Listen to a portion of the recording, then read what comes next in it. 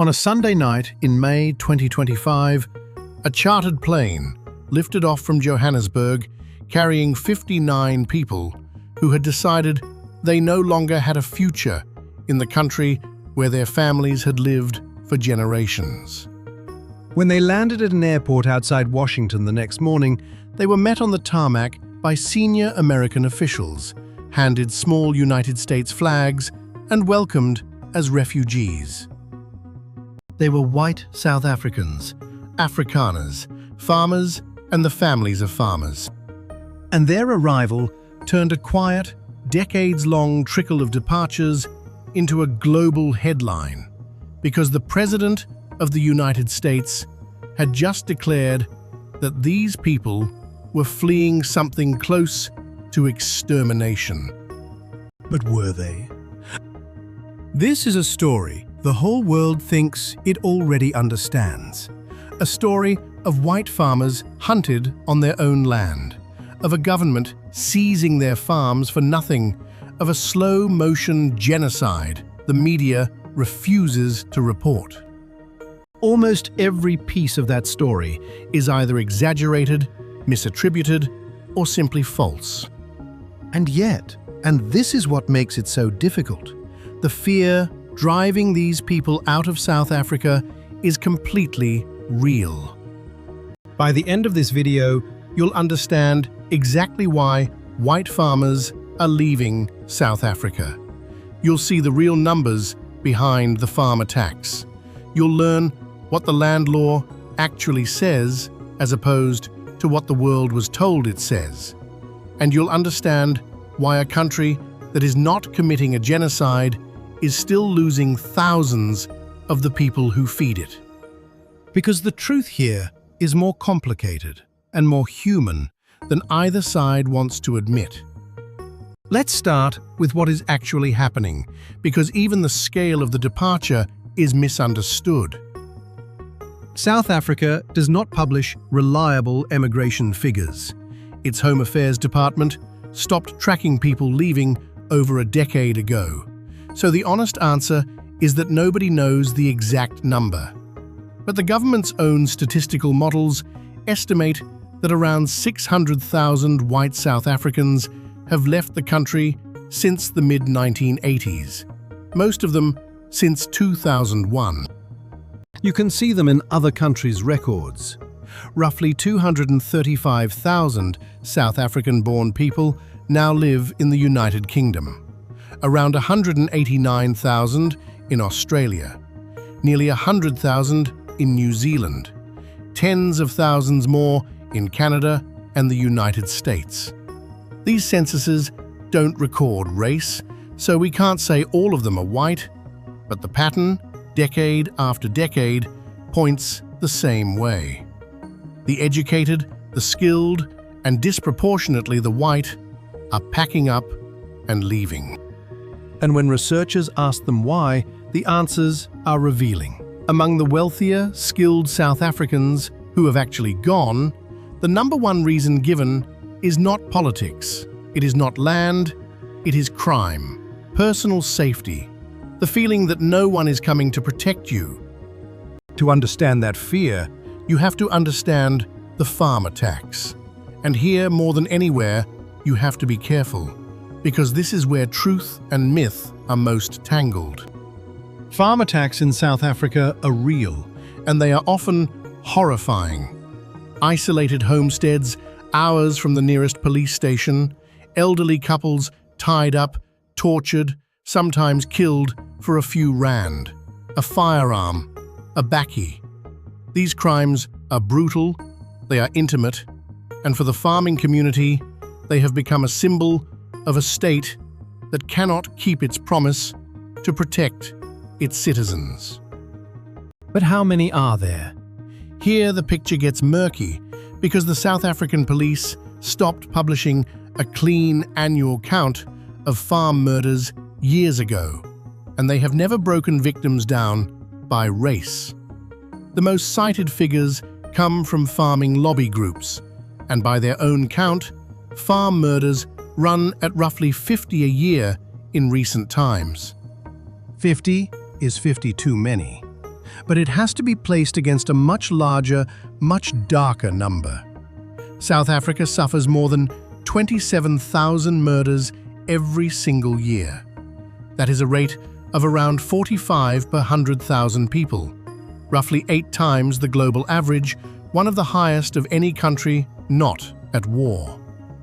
Against that ocean of violence, farm murders are about 0.2% of the total. And there is a detail almost never mentioned in the international coverage. In the most recent quarter, for which the police gave a breakdown, the murdered farm owners were not white. They were black. Because the people killed in farm attacks are not only white landowners, they are black farm workers, black farm dwellers, families living on the land. The violence on South Africa's farms is not a race war. It is the same robbery-driven brutality that stalks the whole country, arriving at the most isolated and vulnerable doorsteps of all. 2 separate South African government inquiries studied this. Both concluded that the overwhelming motive in farm attacks, around 9 in 10 cases, is robbery. Only a tiny fraction showed any political or racial motive. And the country's own security researchers put it bluntly. Statistically, white South Africans are among the least likely of all South Africans to be murdered. That does not make the fear irrational. When you live an hour from help, behind an electric fence, and you hear about the neighbor 3 farms over, the statistics are cold comfort. The fear is real. But the fear and the facts point in different directions, and that gap is exactly where this story was hijacked. Because in early 2025, that fear stopped being a South African problem and became an American cause. On the 7th of February 2025, President Donald Trump signed an executive order titled Addressing Egregious Actions of the Republic of South Africa. It cut off United States aid to the country, and it instructed the American government to resettle Afrikaner refugees who were, in the order's words, escaping government-sponsored race-based discrimination, including the racially discriminatory confiscation of their property. 3 months later came the plane to Washington, and a week after that came the moment the whole world saw. On the 21st of May, 2025, President Ramaphosa of South Africa came to the Oval Office. On camera, Trump had the lights dimmed and played a video, footage of a firebrand opposition politician singing an old anti-apartheid struggle song, "Kill the Boer." Then he held up a stack of printed images. "These are all white farmers that are being buried," he said, flipping through them. He pointed to a road lined with white crosses and called them 1,000 graves. It was powerful television. It was also, in crucial parts, false. The image of body bags that Trump held up as buried white farmers? Fact-checkers, including the news agency that originally shot it, traced it to Goma, in the Democratic Republic of Congo. It had nothing to do with South Africa. And that haunting road of white crosses, presented as 1,000 graves? It was a temporary roadside memorial, set up in 2020 to protest the murder of one farming couple. No one is buried there. The crosses were a symbol, not a cemetery. This is the pattern that runs through the entire white genocide narrative. Real pain, real crimes, real grief, attached to images and claims that fall apart the moment you check them. Take that memorial itself. Those crosses went up in 2020 for a real couple, Glenn and Vida Rafferty, shot dead on their farm in KwaZulu-Natal. Their murder was real. Their community's grief was real. But it was turned 5 years later into a piece of evidence for a mass grave that does not exist. That is the whole story in miniature. Genuine tragedy stretched into something it never was. And that song in the video Deserves a moment too, because it has been fought over in South Africa's own courts. Kill the Boer is a chant from the anti-apartheid struggle, and a South African court did once rule it hate speech back in 2011. But in 2022, a different court reversed course, ruling it was not hate speech in the modern context. A decision upheld on appeal in 2024 and left standing by the country's highest court in 2025. South Africans themselves have argued this out in public through their own legal system. It is inflammatory, it is contested, and reasonable people there disagree about it. But it is not, the courts found, a literal incitement to murder farmers. None of this happened in a vacuum. The narrative was amplified from the most powerful platforms on earth by the world's richest man, himself South African-born, who has repeatedly posted that white people in his home country face a genocide. When claims like that travel from a personal grievance to a presidential executive order in a matter of months, they stop being a debate and start being a foreign policy. And the facts get trampled in the stampede. So let's check the biggest claim of all. Is there a white genocide in South Africa? The people best placed to answer have all said no. The organization Genocide Watch, whose founder invented the very framework for defining genocide, found no evidence of a planned extermination and described farm murders as opportunistic crimes. Independent fact-checkers reached the same conclusion. And in February 2025, a South African court ruled directly on the question, calling the belief in a white genocide clearly imagined and not real. Even the largest Afrikaner rights groups, the ones who campaign hardest about farm attacks, would not board that plane.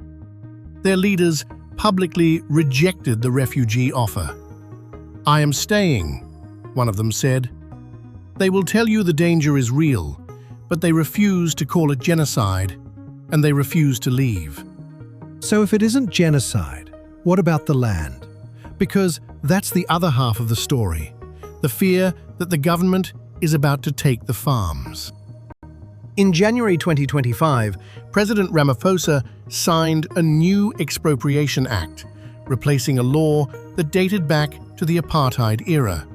And in the version that circled the globe, this was the smoking gun. A law letting the state seize white farms for nothing.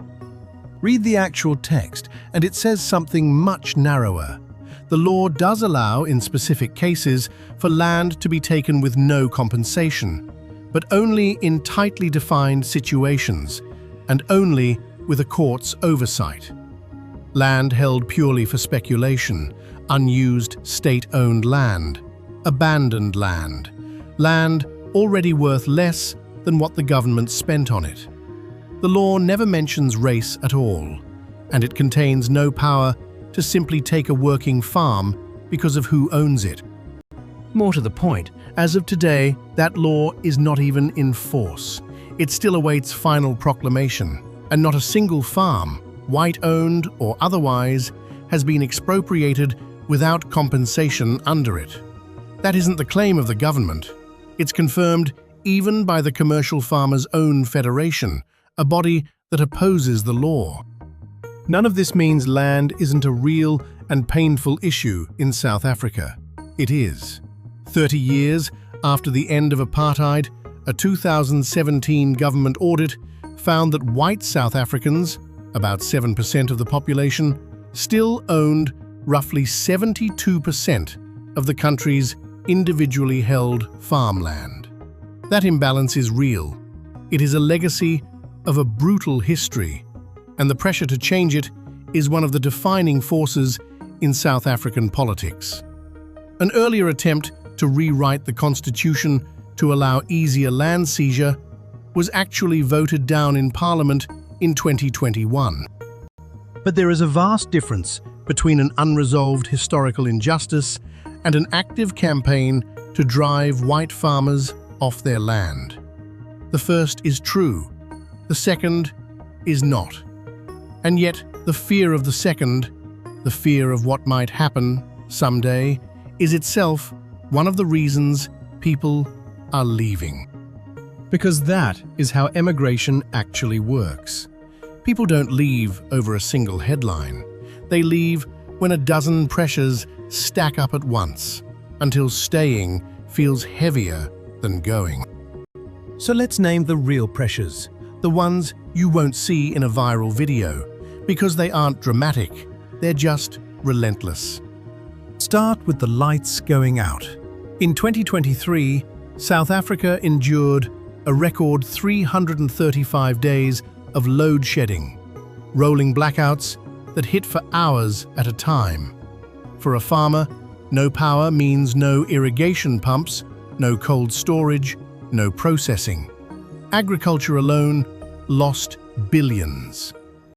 Then, the water. Between 2015 and 2018, the Western Cape suffered a drought so severe that the city of Cape Town counted down to day zero, the day the taps would run dry. Farmers lost tens of thousands of jobs and billions in output. Some never recovered. Then the money. Farm input costs, fertilizer, fuel, chemicals, surged by around 50% in a single year. South African farming debt has climbed past 228 billion rand. The state's own agricultural bank defaulted on its obligations back in 2020, the first state-owned company in the country ever to do so. Then, the safety net that vanished. In the early 2000s, the government disbanded the old rural commando units, the part-time local defense forces that many farmers relied on for protection in the countryside. Farming groups have argued ever since that rural security never recovered. And underneath all of it sits an economy that has barely grown in a decade, with unemployment near a third of the workforce and youth unemployment above 60%. Put yourself in that farmhouse. The power is unreliable, the debt is climbing, the nearest police station is far away and stretched thin. The crime is real, even if the genocide is not. Your children can't find work. And now the politics of land ownership swirls around your title deed like a storm that may or may not ever break. You don't need a genocide to decide to leave. You just need to lose faith that tomorrow will be safer than today. And here is the part the outrage machine leaves out entirely, because it complicates the whole picture. South African agriculture is not collapsing, it is thriving. In 2024, the country posted record agricultural exports of nearly $14 billion. Net farming income rose, employment on farms is above its long-term average. The real output of South African farming has roughly doubled since the end of apartheid. The sector has consolidated, fewer, larger, more productive farms, but as an industry, it is one of the most successful on the continent. Which means the story is not a nation starving as its farmers flee. It is something stranger and sadder. A booming agricultural sector and a steady stream of the people inside it who have decided, individually, quietly, that they would rather raise their children somewhere else. Most white South Africans are staying. Most farmers are staying. The ones who campaign loudest about farm murders are, by and large, refusing to leave. Building for the future, growing an Afrikaner enclave in the desert, digging in rather than flying out.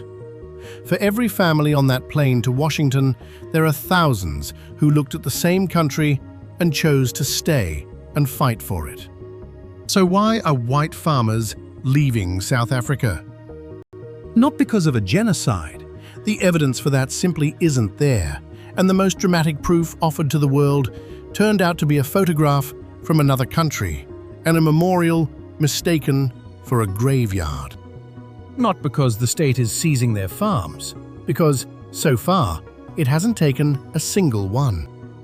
They are leaving because of an accumulation, because the crime is genuinely among the worst in the world, and the isolation of farm life makes it personal. Because the power fails, and the drought comes, and the debt grows, and the economy stalls. Because the future of the land they own is uncertain, and uncertainty over years wears people down. Because when a family weighs a booming farm against a frightened night, some of them will choose the plane. The world took that ordinary, painful human calculation and dressed it up as a race war. It made it simpler and louder and more sinister than it really is. But the real story doesn't need the exaggeration. A country with the beauty and the promise of South Africa, quietly bleeding some of the people who know its land best. That is tragedy enough on its own. The farmers leaving South Africa are not fleeing an extermination. They are fleeing a loss of faith. And no executive order, no viral video, no headline about genocide can fix the one thing that actually drives them out. The fear that in their own country, on their own land, no one is coming to keep them safe. That fear is real. The genocide is not. And South Africa will keep losing its farmers until it can tell the difference and finally do something about the truth.